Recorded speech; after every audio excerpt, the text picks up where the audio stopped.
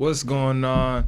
Welcome to the Value Menu Podcast. It's another special episode. Value Menu Podcast where we give value at no expense to you. We got my man Travis in the building. Yes, sir. He does he does a lot of like Amazon FBA work, and he about to get you out of sauce tonight, man. I'm not even gonna lie, it's about to be a lot of gems given. Yeah, I thought last episode was a lot of gems. Yep. Wait till he start. Hey man, I just want you to introduce yourself. You know, tell the people where you're from, and what just tell them where you're from for now. We gonna get into everything else. So my name is Travis Blair. I don't know as Graham Hustles, you feel me? So I mean, I was born out here in Jersey. I was actually born in Patterson, Jersey. Patterson. You was born in Patterson? Yeah, I was actually born in Patterson. Where? I think I was I think it's St. Mary's, something like that. Honestly, but the thing is, it's crazy. I moved when I was about like 2-3 months. So I wasn't around here for long. You feel me? So okay. I moved to South Florida, like near like Fort Lauderdale. Well, I was like about 3-4 months. You feel me? Living with my mom, just like that. You know, my dad stayed out here and stuff like that. You know, they separated, stuff like that. So moving my mom's out there, South Florida, and I was basically out there until around 16, 17. My junior year of high school. I came down. You know, I got into some things. You feel me? You know, we ain't gonna get into that, but you feel me? Got into some things. My mom, sent me to live with my dad. And, and ever since then, I've been here for the last 7-8 years. Moved out here in 2015. Graduated at JFK, John F. Kennedy in Patterson, 2016. You feel me? Went to Montclair State University for a little bit, and then it wasn't really for me. And then I kind of started my own little business from then. So. Yo, it's crazy. I went to JFK, bro. A word? Yeah. I probably seen you around, but I went to JFK my freshman year for like a month. I transferred. With the tech? Nah, I went to International. International? Okay, yeah, that was like right there. So you graduated from International? Yeah, I graduated from International. Oh, shit. I only moved because, like, they was trying to have me walk from school, like, from Kennedy. You know how Kennedy was, bro. Yeah. It's ridiculous in 2015. Like, crazy. But anyway. Yeah, so, 954 Broward County represent, you feel me? Man. That's where you was at from, you feel me? Shout out Broward County, man. Yes, yeah, sir. We definitely got some listeners out there. Mm-hmm. So, just to, get started to, just to break the ice, right? Just you crazy. Now, just give them like a sort of like introduction into like what it is that you do and how you got started and what kind of like started your entrepreneurial journey. So, I mean, I feel like my entrepreneurial journey kind of started like even as a kid, honestly. Just like I've always just been money motivated in certain things just as a young adult, a child like in elementary school, middle school, just like, obviously you couldn't get a job that young and stuff like that, but I used to find little ways like selling candy, selling little like little games just like that I would be able to get at a little cheaper price, things like that. Kind of the same thing how kind of Amazon works a little bit, but I'll just find little ways that I could do as a kid to make a little money, stuff like that. And obviously over the years, stuff like that, you find other ways to make money and stuff like that, which could be a little bit truancy and like a little bit on the other side, a little bit legal, but I've always kind of just found different little various ways to make money as a kid. So I kind of feel like that's kind of where my entrepreneurial start was. And like my mom was always just telling me like I've always just like when it comes to money and stuff like that, when she give me money on my birthday and stuff like that, I always used to want to keep it and not really want to spend it as much and stuff like that. Every time we go to the grocery store, I was asking for like, hey, can I get your change? When we get the change like that, you might spend like $10, might be $6. Be like, hey, can I get that change? You feel like? And I was just trying to save up and stuff like that as a little kid. So like it kind of like I feel like that's where it kind of really started, Okay. And it's just like, yeah, that's just the main thing. But just going on throughout life and shit like that. When I came across Amazon, it was just like I was just trying to look online for like something to make money. Everybody always looks for different little various ways to make money online and stuff like that. And then you look on YouTube and you find maybe flipping pallets or wholesaling, different things like that.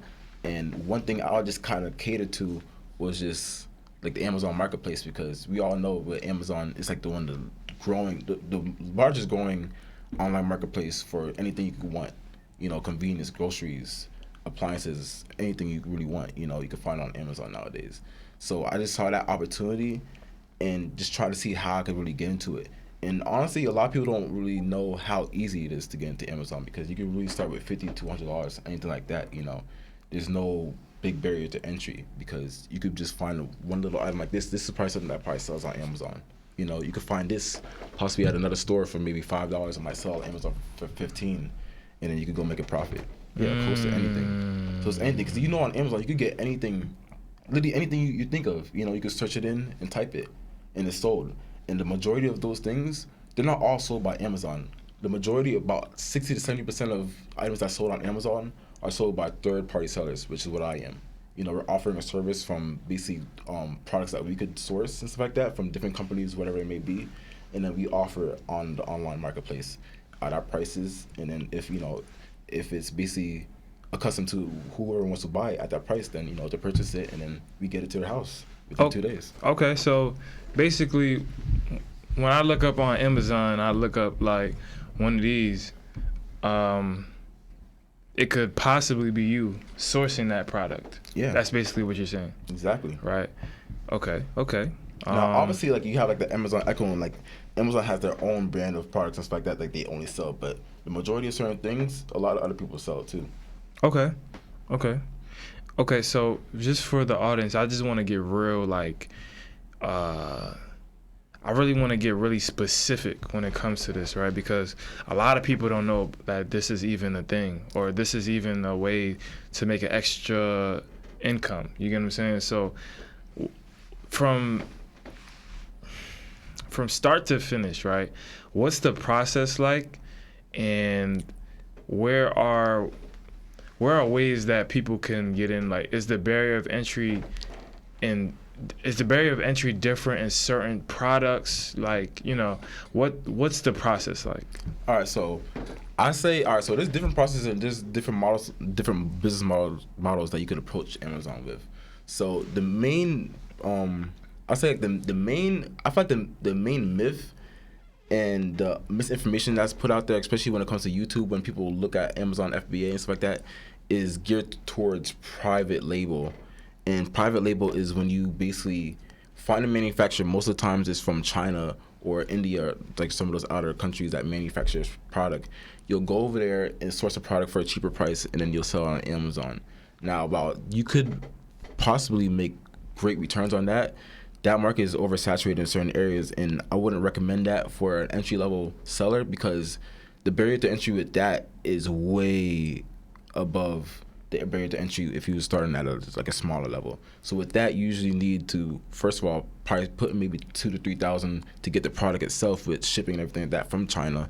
And then after that, you might have to even put another $2,000 to $3,000, or it may even be more, to put into ads, PPC, which is pay-per-click, basically things to get your listing basically trending within Amazon's platform in their algorithm, because you already know there's millions of different products on Amazon. So if you basically you're brand new, bring a new item, just brand new out of the face of the earth, it might be something that's similar, it may be even something similar to this, but nobody knows your brand yet. There's no feedback, there's no reviews, no one has bought it yet, so you have to kind of build social that momentum. Exactly. Right. So that's what a lot of people don't really understand when like trying to get in.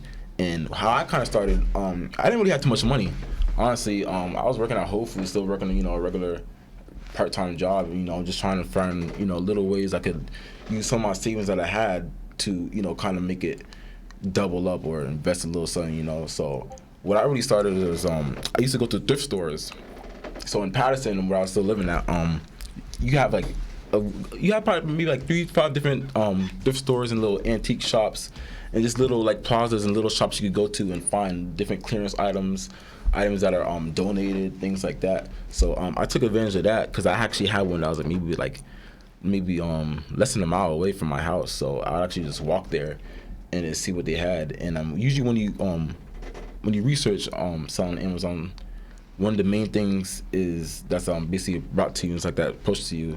One of the business models that's very popular is retail arbitrage. And what retail arbitrage entails is basically getting products from retail stores, brick and mortar stores like Walmart, Target, just regular stores, Marshalls, and then finding products there that sell for more online. So some people will say, like, if you're buying a product say at Marshalls for retail price, how are you gonna sell on Amazon and make a profit? Well, the whole basically business model of Amazon is basically bringing convenience to the customer. You know, getting to your home within 2 days, things like that, customer service, stuff like that. So with that, you could also charge a premium online, you know. So that's how you can make your profit by selling online, but even buying it at a retail price. But the best thing too is now the sales, or when you find those items on clearance, you know, that might be 50%, 70% marked off, you know, and then you go on Amazon and sell at retail price. Now you're making a great margin, you know. And the main thing is with that, say if you could get one product, right? Sells for maybe like $50. You buy it for $20. There's obviously fees and shipping. Say you make $15 each unit, right? But say you could find 10 of those units. Say they all sell within a week. That's one unit that makes $150. You know, that's just one product. Imagine you had 10 products like that. Right. You know. And I heard not to cut you off, but I heard a slogan where this very popular Amazon seller uses, you only need one product, right? Exactly. That works. And a lot of people, they'll try one product, it might not pan out the way they thought it was, and they'll give up, right? Exactly. They'll stop. They'll say, "Oh, Amazon's a scam.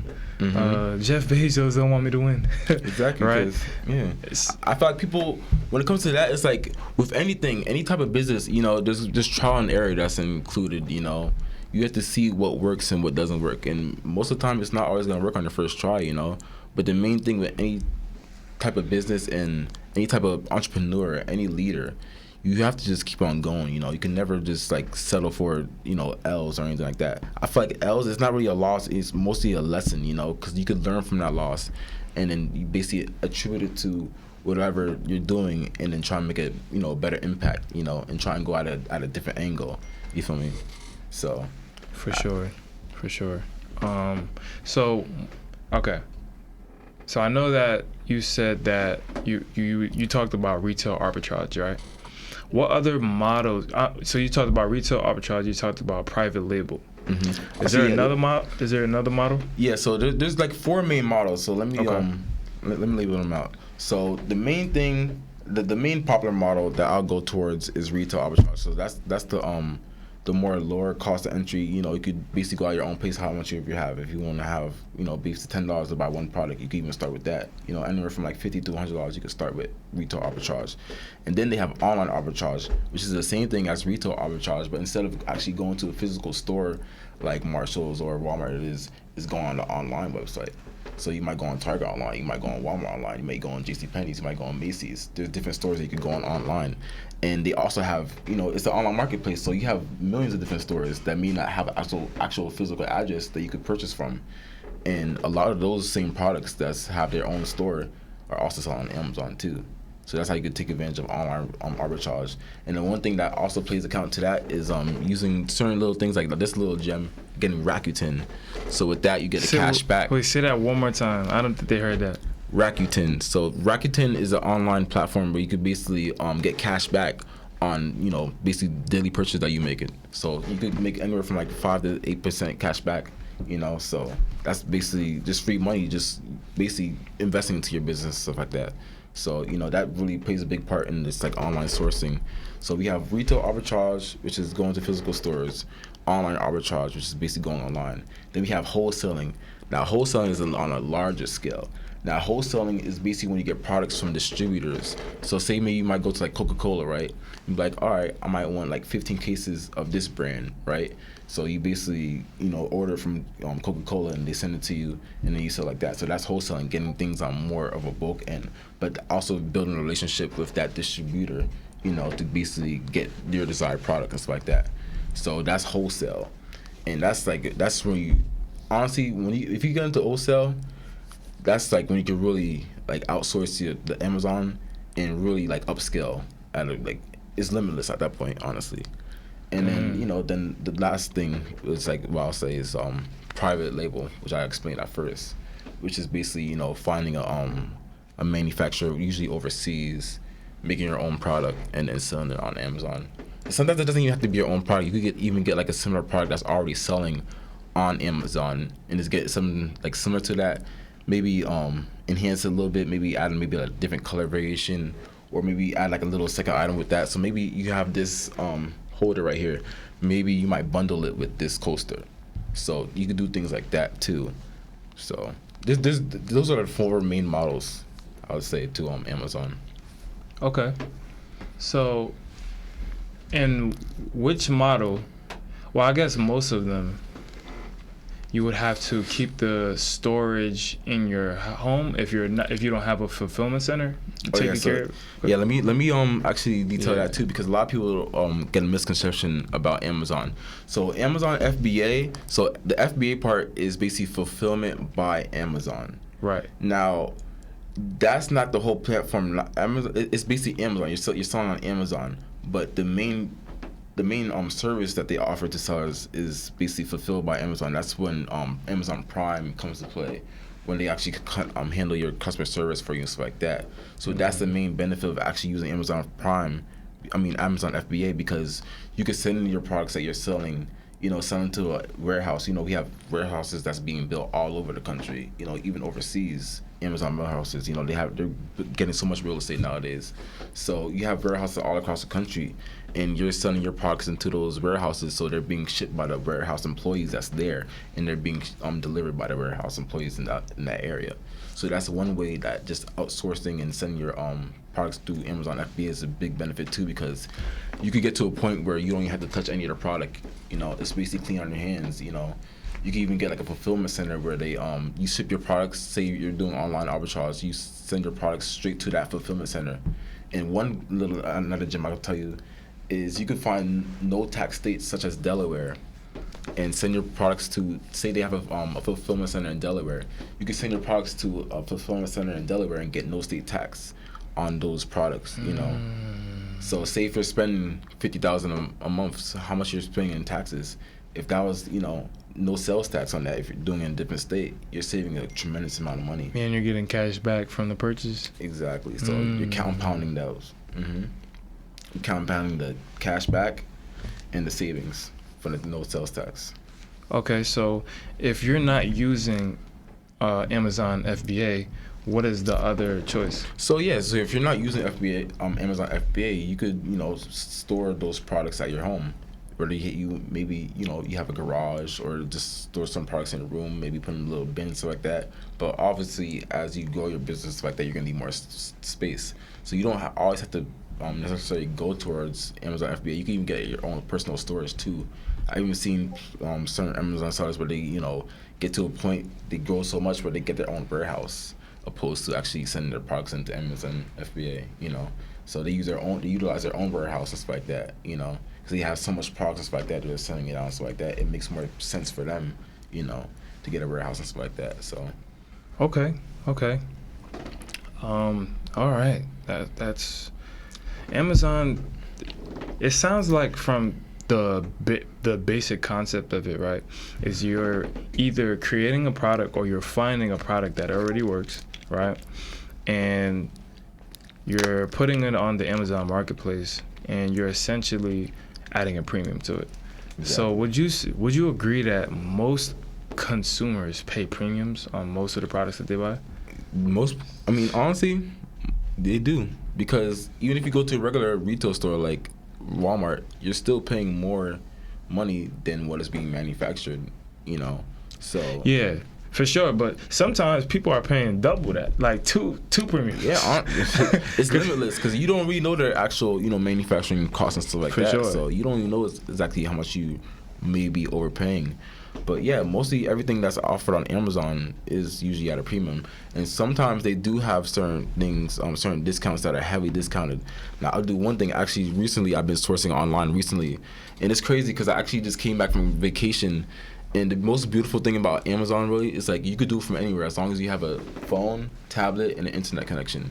So I was on vacation for a little bit, and I was finding certain Amazon price errors. So there are certain products that was being offered on Amazon, sold by Amazon, but they had it at 80% off, 90% off. It was a price error, and I was able to take advantage of that price error. And then maybe like 2 hours later, they fixed that price error and they put it at a retail price. but I already purchased the product, you feel me, at the 80, 90%, whatever the discount was at. Right. You know, and the thing is about Amazon, if it's sold and shipped by Amazon, that's, you know, basically that's their error, you know.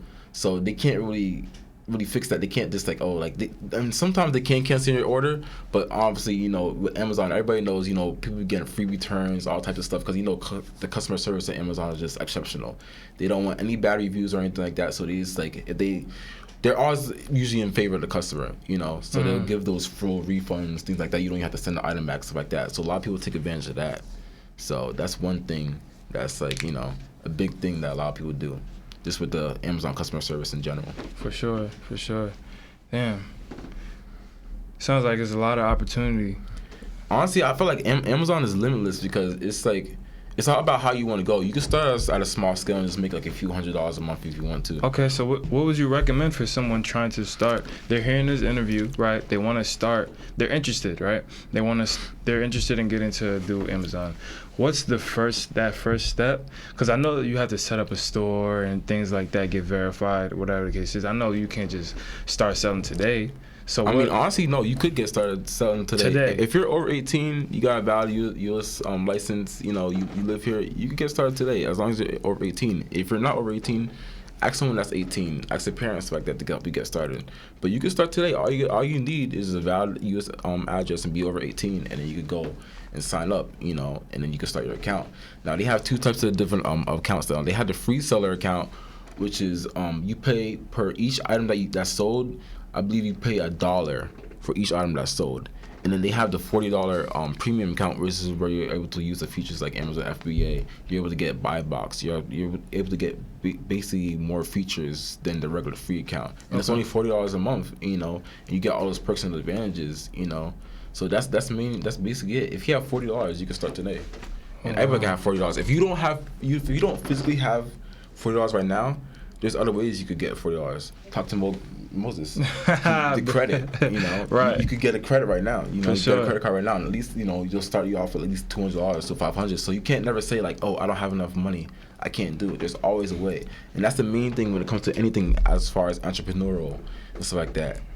It's just, you just have to find a way. There's always a solution. You just got to find exactly what's the main path. You know? And if they don't got good credit, you already know. They could hit my boy. They could just pull the candy trick, sell them candy, go back to the basics, baby. Exactly. But anyway, obviously, Amazon FBA, right? The fulfillment by Amazon, that's not free. No, it's only $40 a month. It's $40 a month. But the actual service that they're fulfilling, don't they take a percentage? Well, okay, so it's $40 a month to have your account, basically. And they do take anywhere from 15 to 20% of basically like the purchase price. Like when you sell an item, they take 15 to 20%. But on any online marketplace, they're taking a percentage. You go on Mercari, eBay, they're always taking a percentage. But the thing about Amazon is the organic traffic. Amazon is the largest online retailer right now. You know, you have millions of people that's scrolling Amazon. People scrolling on Amazon right now. People just be bored scrolling Amazon. Exactly. So the organic traffic, I'll pay that 15-20%. You're always gonna have a fee with anything, so you can't just expect everything to be free, can you? So you know, I'll take that 15-20% if I could reach potentially millions and millions of customers. Exactly. Why not? Who wouldn't? And potentially make 100x that. Exactly. Right. So people look at the $40 and they kind of shy off. Yeah, they get scared, but it's like. If you want to have any type of business, it's going to cost to do business whatever you do. It's a business expense. Exactly. So wherever you go, there's always going to be a business expense. Yeah. And I feel like $40, that's a low cost of entry with any type of business that's very limitless. Right. So especially with Amazon's platform, right? Exactly. Yeah. When it comes to business expenses, for sure, I feel as though as you scale, your business expenses are going to go up. Right, because you're gonna need more help. You're gonna hire staffing, right? You're gonna need more resources and things that just like elevate your business, help things run smoothly. So for sure, like $40 a month, that's minuscule to get started. Like exactly. Anybody, well, not anybody could come up with $40, but almost anybody, honestly. Most people. I feel like for the most part, you should be able to get $40. And if you a true entrepreneur, if you're a true hustler at heart, you can come up with $40. Definitely. Right. You're not an entrepreneur. You can't come up with $40. Yeah. I'm sorry. You talking about you at home? Oh, I'm a hustler. You can't make $40. You can't come up with $40. Come on, man. How you really hustling? Yeah. Come on. For sure. I can look at my account. I'm pretty sure I made $40 easily on Amazon today. And the main thing too, recently, I've kind of like, I'm not gonna say I kind of like. So the main thing with what I love with Amazon is, I wouldn't say, I'm not gonna sit here and lie and say it's totally passive, because there's obviously work you got to put in, but the amount of like minimal work you could put in, and the potential you could get just by putting like anywhere from like 5 to 10 hours a week, it's like it's almost limitless. It's like, so usually lately I've been kind of diving into the transportation industry / courier industry a little bit, thinking about doing little moving jobs, stuff like that, transporting items, stuff like that, last mile delivery and stuff like that. So as I'm focusing in that market, obviously I don't have as much time to really spend on Amazon, but my sales and everything like that are still consistent, because it's almost kind of, I got it to a point where it's kind of more hands off, and I have certain products that I'll keep at home, and then I'll purchase them, and then once it sells, I'll just go home and ship it out, or if I'm sending products into Amazon, just warehouse, basically FBA, whenever it sells, I don't even have to touch it at all. So you could be on vacation, send all your products into Amazon, and let them do, basically let them do everything, all the hard work for yourself. But you still get the main things that you need, only you really could do. So you can manage your prices, things like that, adjust your inventory, things like that. So you're still in control of all those things, but they're handling all the little day-to-day stuff that you could basically hire to anybody. So when it really comes to like wanting to outsource and elevate your business, and any type of business, at first, of course, you're gonna have to do the little things, the day-to-day, but to really outsource and take yourself out of that place is to find little things that other people could do. So when it comes to like Amazon, stuff like that, like preparing and shipping boxes, stuff like that, you don't have to be doing that. That might be like a $5-10 job that you could outsource to someone else. So eventually you want to try to find ways that you could basically get yourself out of your business in certain parts, so you could focus on the main growing parts, as far as like sourcing and things like that, to really elevate your business, but it's still going at a consistent level, because you're basically putting these little parts and stuff like that here and there, with basically removing yourself, but it's still running because you have those legs still there, but you're just filling it with basically anywhere, like employees, or you can even use like virtual assistants and stuff like that to basically source products from you while you're away and things like that. And they could give you like a little like spreadsheet, or like bolos, which is like be on the lookouts. They could basically source for you, and then you could basically just proof check it, go through your list and stuff like that, see like, all right, which products might make sense and stuff like that, and just basically filter throughout things like that. So there's many ways you could basically outsource and elevate your business. Very fast, actually. I hope y'all taking notes, man. He giving all the sauce out. You really giving game. Yes. So, I have 2 questions for you, right? So, one, when you're utilizing Amazon FBA, right? Are you shipping the products to them when people buy, or can you ship the products to them and say, hey, I know these products are gonna sell. Can you hold them? How does that work? Nah, so usually, within your Amazon account, you could basically kind of adjust as far as like the shipping time. Yeah. So usually, I recommend you put anywhere from like 1 to 2 business days in handling time. But you could extend it as far as up to 5 days, I believe. But usually you don't want to do that, because when Amazon, especially when they're first starting, they like to get their products fast. Exactly. So you want to basically get it shipped out, within a day or 2, so you can basically, get that rank up, get your shipping rating up there. So you basically kind of stand out. So the main thing when it comes to Amazon, as far as sourcing products, it's not complicated at all. So the main thing when I go to source a product is I scan it, and I also use, this is another gem right here, another app that you guys should check out for. I'll tell Moses so he could leave the app or the link in the show notes or whatever after. It's called Keepa, and Keepa is the #1 thing that I use when it comes to Amazon. Keepa. I will not let it up. Keepa is I believe it's like $19 now, $20, but Keepa, you could have $1 million Amazon business just with Keepa. Keepa is basically, it shows all the data. It's a price tracker for each Amazon product. So they have millions of products that's downloaded on Amazon, and they basically scour the database, and they basically show you data. So the data points that they show you is it'll show you the price point that it's selling at right now. It'll show you how much people are selling on it. It might be 10, 15 people that's selling on it. It'll show you the average price that it's selling at. It'll show you the highs and the lows. You could look on the chart, and it's basically almost kind of like a stock chart, you know. It's a line graph, and it's just showing just different data points, you know. And you could easily just look at it and identify it and see, like, all right, is this a product that makes sense for me to come? Is this a product that's only good during the holidays? Is this a product that's only good during the springtime? You could use the data that's displayed all on Keepa and basically use that to determine your purchase decision. You know, so you're not just going into stores like Walmart just blindly. It's like, oh, does this sell or does this sell? No, you're scanning it and you're basically comparing each product to make sure it makes sense for your purchasing decision. And I think that's one thing that I really had to figure out in the long run. You know, that's what really revolutionized my Amazon business and made it really profitable. Because when I was first starting off, I'll just spend like a few $100s, you know, and hope for the product to really sell. But sometimes you might spend $500, right? You might spend $500 on total products, right? But maybe you only sell like maybe $200 worth of that product or whatever you pay. So say, all right, let me give you an example. Say I spent $200, right?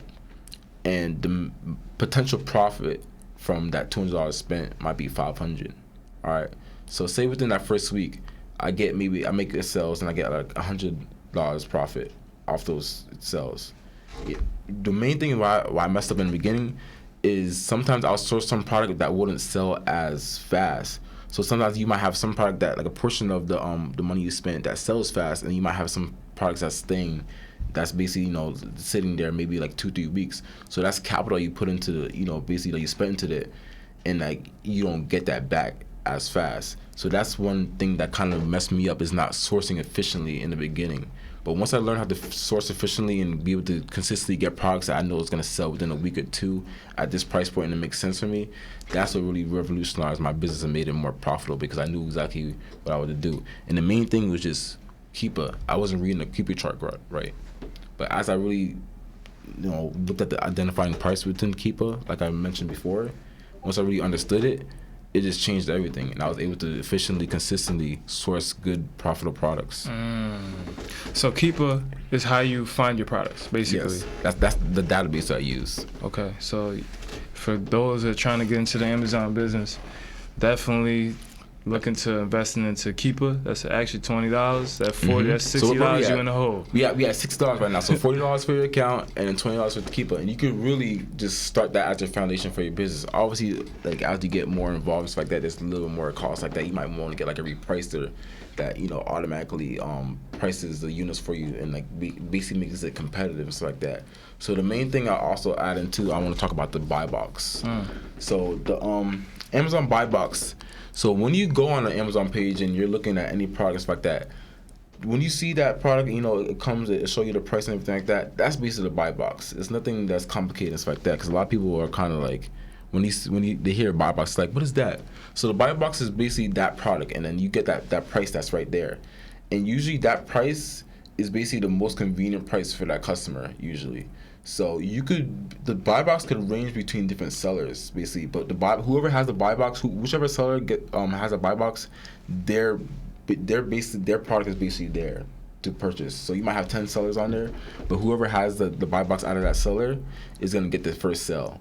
You know, and the buy box ranges based on if you're priced competitively, or if, say, you have FBA opposed to someone that may be, you know, keeping it just at their storage or at their home. So those are the factors that kind of put you in priority when it comes to the buy box, basically. So usually when you send products through FBA, you have that prime shipping and stuff like that.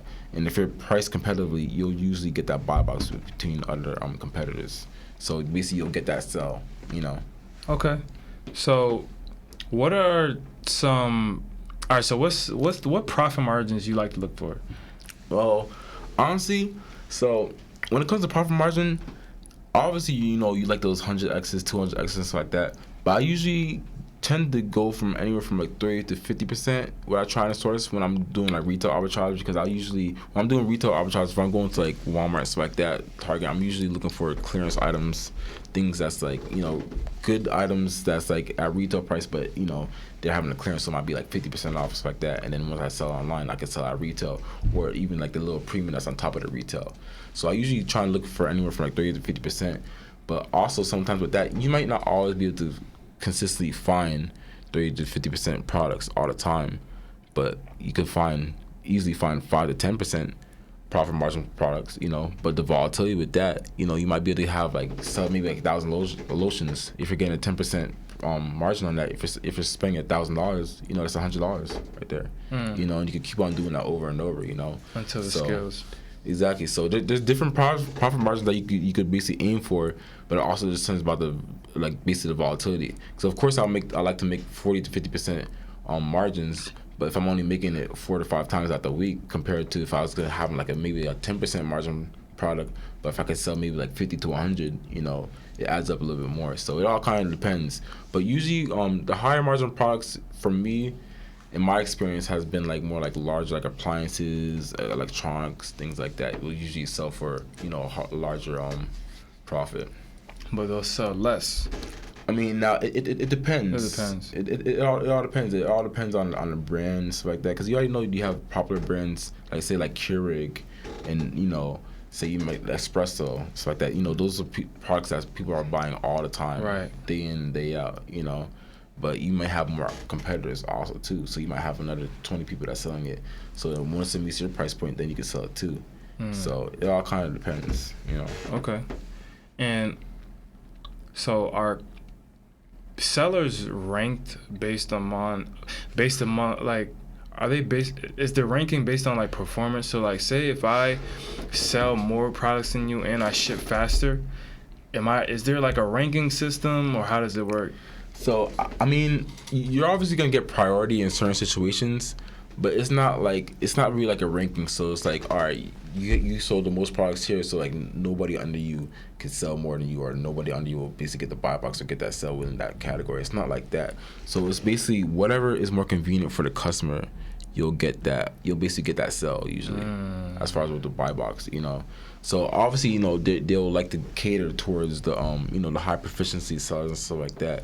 But it's nothing. They don't really play favorites. Amazon never plays favorites. A account that sells like $1 million worth of stuff that may have countless reviews can still get taken off the same as a brand new account. So it's all about just like providing that convenience to the customer service and things like that.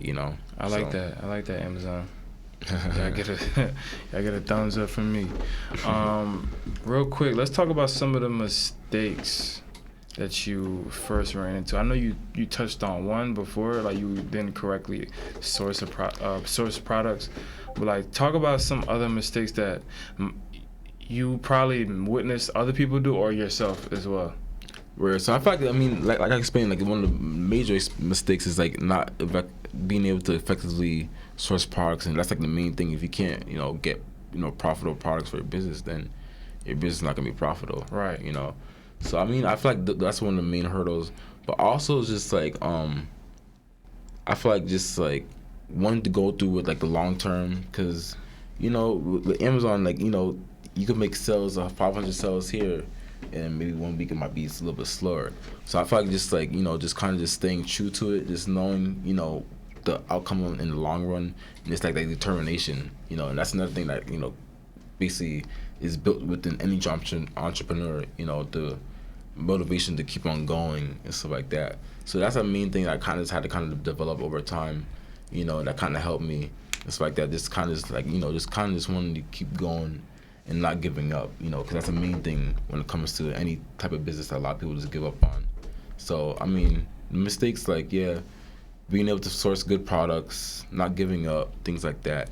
And another thing also, one thing that I really wish I would have got onto, and I wish I would have met you also years ago, is credit. Because if you know how to use credit is king. We all know credit is king when it comes to money.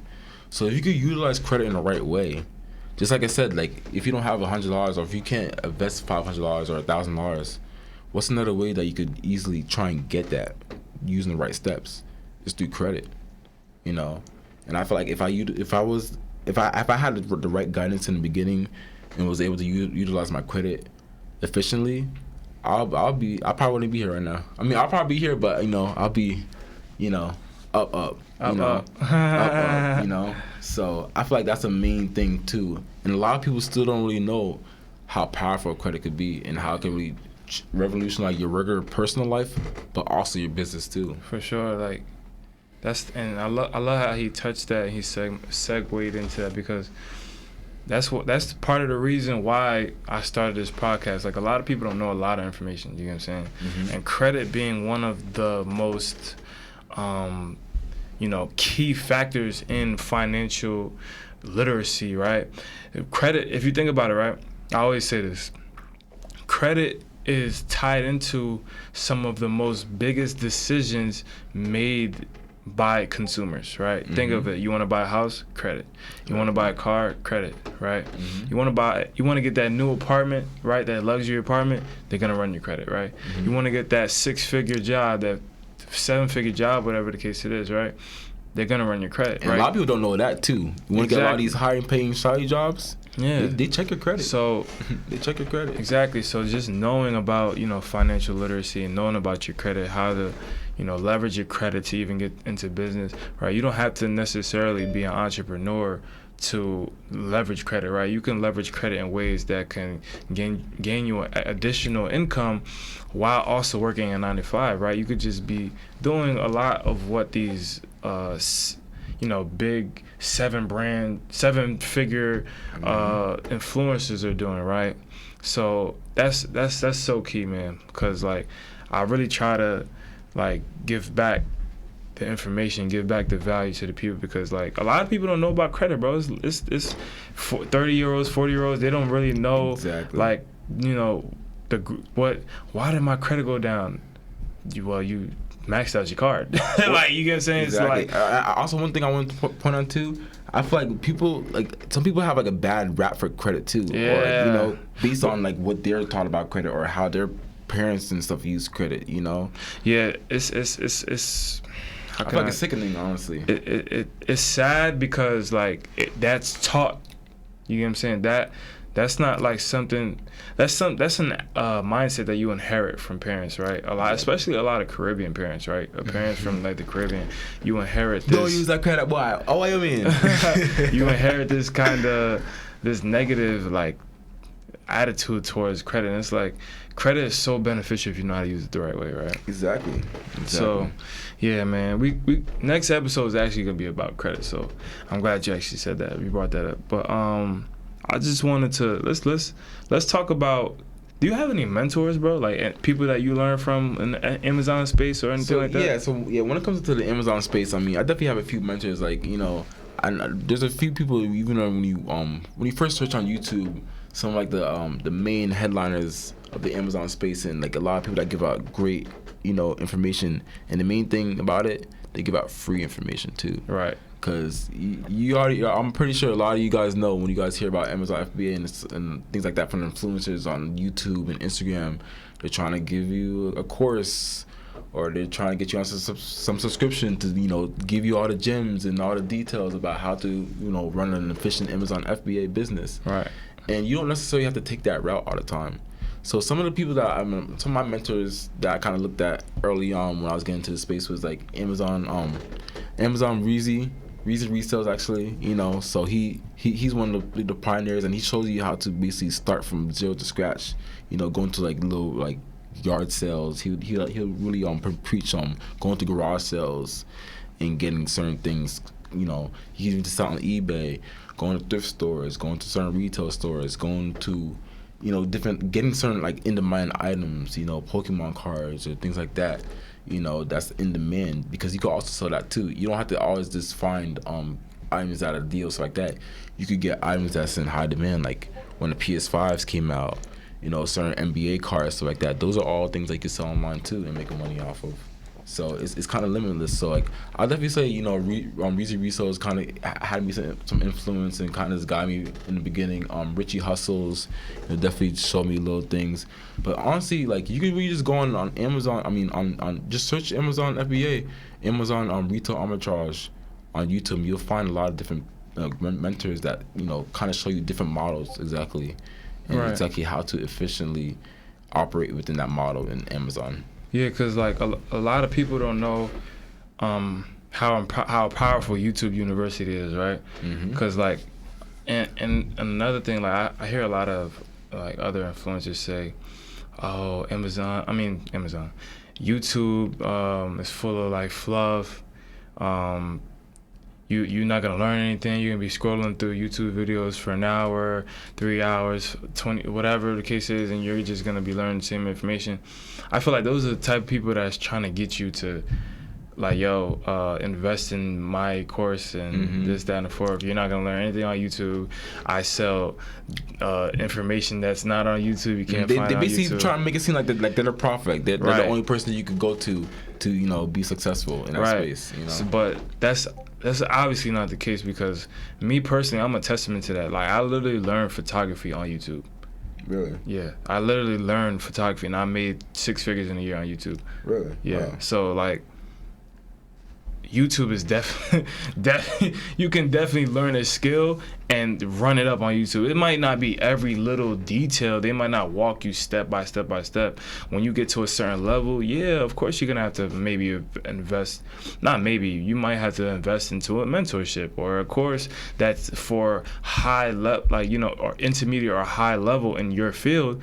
But to get started, the basic beginner levels, YouTube is definitely a resource, bro. Like, but the best resource, honestly, you could learn a whole college degree on YouTube. Exactly. You could find several skills on YouTube that can make you 6 figures a year, 6 figures a month, honestly. For sure, bro. 6 figures in a day. 6 figures in a day. You know what I'm saying? Like, I'm not getting up here and telling people like only rely on YouTube for information, right? But to say that YouTube is like not resourceful and don't have like some type of value is crazy, right? No, I feel like at this point, I feel like everybody knows that there's some type of resourceful value as far as like education, you know, content and stuff like that through YouTube. But the thing is, like, I feel like people don't know how much value is on there, and like you could literally just search up anything you really want to find whatever you're seeking, really. For sure. You know? Or even if it's not on YouTube, Google. You know, Patreon. Honestly, exactly. There's so much online resources for free that you can find out pertaining to whatever you're looking for. Honestly, you don't always have to go and just jump and throw the money. Now, obviously, you might jump and throw the money. You might learn a little bit faster. But if you take the patience, and the one thing too with everybody needs to learn how to just be patient and wait for things to come to you. You know, for sure. I've had my Amazon business for 3 years. It wasn't really exceptionally profitable until maybe like maybe last year. Year and a half. Last year I did my actual first 6-figure you know, revenue for sales, you know. So everything's just gonna come patiently. You just gotta slow down the process and do things one step at a time, step at a time. And eventually it's gonna come. Everything's gonna fall into plan, you know. That's a fact, man. That's a gem. But yeah, I just got a few more questions for you, man. Of course. How important is generational wealth and assets to you?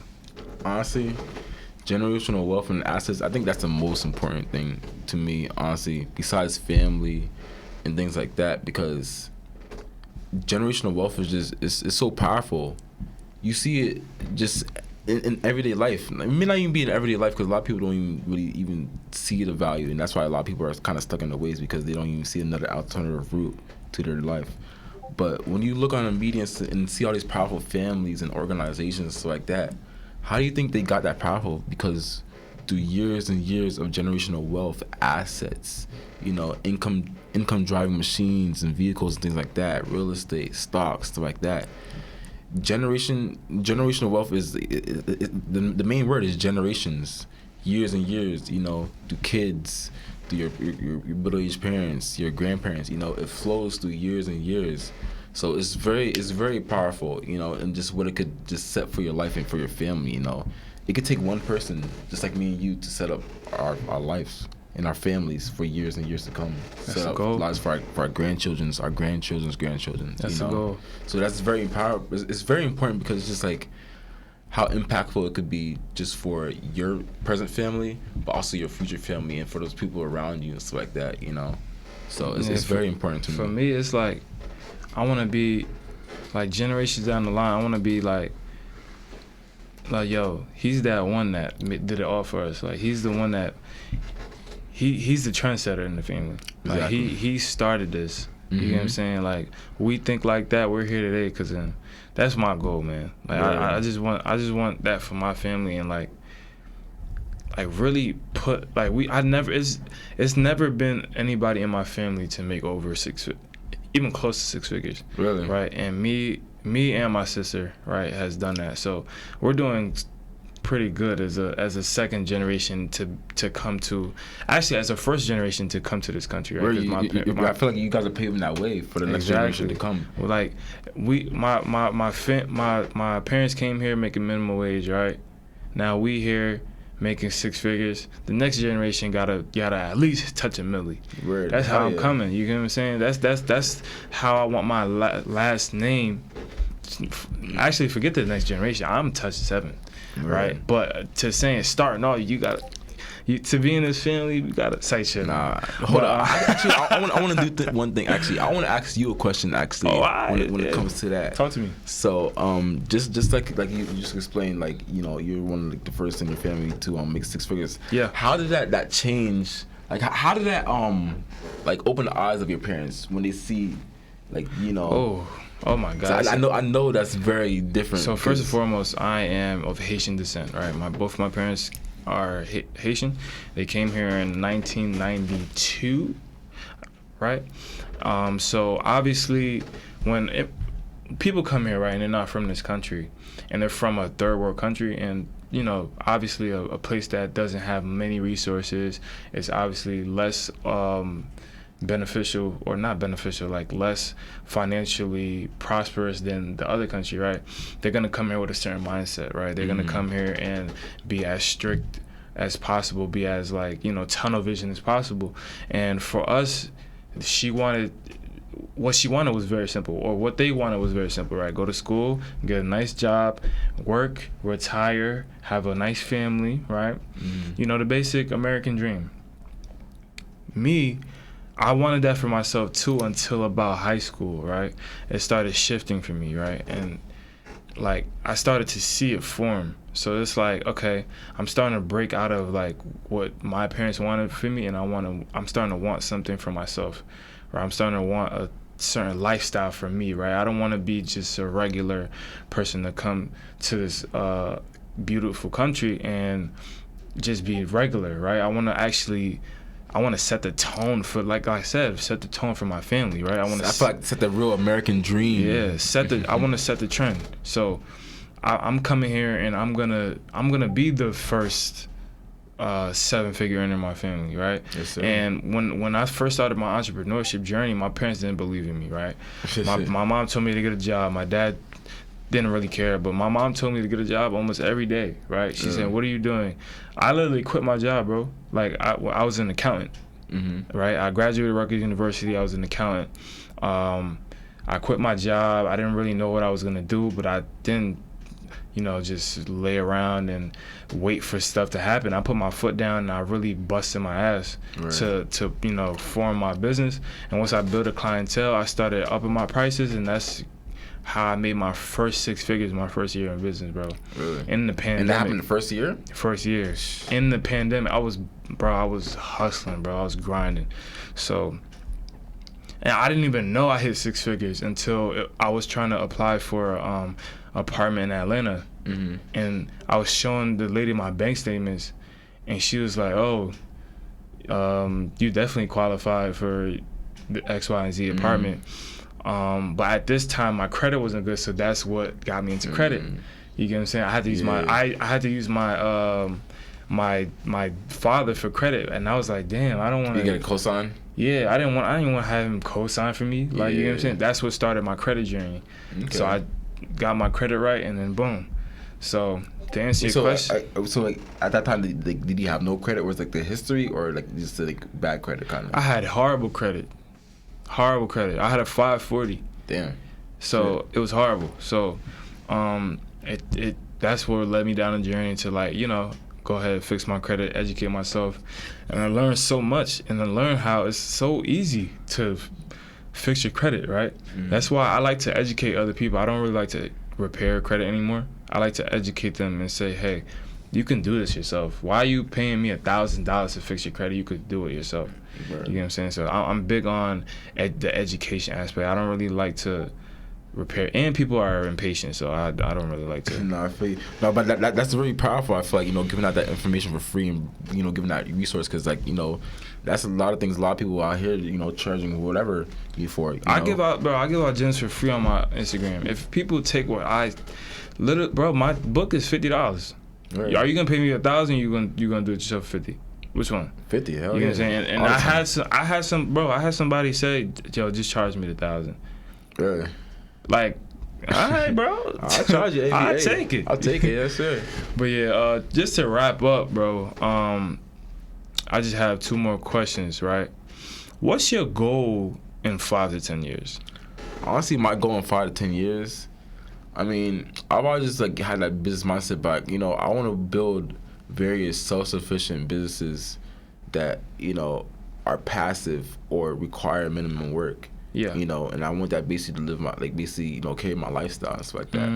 You know, so I'm not the person, like, I mean, obviously I want to, you know, to have a good foundation for my family and stuff like that, but I'm not the one that's crazy, which is like money hungry and stuff like that. I just want to enjoy my life. I want to, you know, be here for experiences and have that freedom. The main thing that I feel like what my business has brought me with Amazon and just other various things that I do is the freedom, you know. I've been self-employed for like the last 2 to 3 years, and the main thing that's like, you know, important about it is just like freedom, being able to wake up whenever time I want. If I'm waking up for another motherfucker, you better be paying me. Part of my language. If I'm waking up at 5, 6 o'clock in the morning, just believe I'm making that money. I ain't waking up for nothing. All right. Or I'm waking up for myself so I could, you know, prepare my day a little early so I could get to what I gotta do for the rest of the day. You feel me? So it's just like being able to control your life, and that's what I'm really just big on nowadays, is being able to control my life. And I know I'm not there all the time, but the main thing also, and this comes back to patience, is on your road to success, it's not just gonna be 0 to 100. You get to experience it along the journey, you know. So when you start out, like when you make that, you know, first to 2,000 to 3,000, you know, it feels good. And then as you upgrade to 5,000 a month or whatever, or, you know, 7,000, you know, you're enjoying that process during the time. You know, you're able to alleviate some stress, being able to do more things. You're more free to do, you know. So it's not like, you know, you just gotta, I just want to get to 100,000. On that trail to 100,000, you know, you're gonna make it 50,000 here, and you're gonna enjoy it too. So don't just, like, you know, just reach for the top all the time. Just kind of learn to enjoy the process, and that's what I'm doing now. I know I'm gonna touch a mill at one point. I have to, you know. I even have people in my family that believe I'm gonna touch a mill before I even touch a mill, because it's like the support system is there, and they just see my work, my hustle. When it just comes to, I'm just a natural born hustler at the end of the day, you know. So you know it's gonna come. It's just when, you know. And I'm not really true rushing it, because I know it's gonna come. But at the time, I'm just, you know, just trying to enjoy my family and enjoy the more things to life, because it's not all about money, you know. It's all about experience. You know, to enjoy life. Happiness. You know. Yeah. And honestly, and recently, within like the last year or so, like the main things I feel like that I enjoy too are things that's almost like, you know, things that you don't have to even really pay money for. I like, you know, chilling in nature, things like that, you know. Nice environment to go to, like reservations, stuff like that, just chilling for a day, stuff like that. Right. Cooking little food like that, just like, you know, just with your family and stuff like that, you know. Just things like that, whatever makes you happy. Whatever makes you happy, man. So like where I see myself in 5 to 10 years is just as happy as I could be. Happy as I could be. There you go. Money ain't everything, man. My businesses are gonna create that happiness for me. For sure. Freedom, in that freedom. So yeah. It's a balance, you know. It's a balance. Yeah. And then the last thing, can you lead an audience with one last gem, right, when it comes to Amazon? Damn, I gave out a lot of gems so far. You did. But what's that one gem they want to start today? They want to make it happen. Like, they want to make it happen. They want to start today, and they want to say, yo, what is going to make me my first $1,000 in the Amazon business? Honestly, I would say the first gem. Honestly, we're gems right here, but really go and talk to Moses and see how, you know, if you don't have any credit, you know, because that's the one thing that like is a big barrier to entry with a lot of people when it comes to anything, when it comes to investing, because especially with Amazon, you know, you have to have money to make money. You know, I'm not gonna lie and be like, oh, it's just a free business. You have to invest in order to make money, make a profit, and then reinvest and then grow your capital. You know, so being able to use credit and utilize credit in an efficient way to be able to get that 500, you know, usually everybody starts out usually around like $500 to $1,000, and bro, being able to use that in your Amazon business to start out with $1,000, you could easily make like 30 to 40%. And the thing with the business cycle with Amazon, you get payments every 2 weeks, you know, but you could also ask for payments like a little earlier too. They won't give you like the whole full 100%, but you might be able to ask like 40-50%, you know. So if you need a little money just here and there, you know, on just to cover something, you know, you could request for that money. So, you know, you could use the capital as you need, you know, but just being able to use that credit and be able to outsource it and just upscale it, that's the one thing that I'll really force everybody to really get on. But also too is just starting, you know, because a lot of people just like, it's just starting. It's just starting. Going online, going to AmazonSeller.com, entering your details, and starting, because that's the main thing when it comes to anything. That's the first. It's just part. Starting. Yeah. It may not be for you. It may not be for you, but you won't know until you try. You won't know until you try. There you go, ladies and gentlemen. Travis, thank you, man. Thank you for coming on here, giving extreme value, man. Really appreciate you. Yeah, this is the Value Menu Podcast, where value is given at no cost to you. I'm your host, Moses Andre. Don't forget to like, subscribe, comment, and leave a review. Until next time, man. Thank you. Let's get it.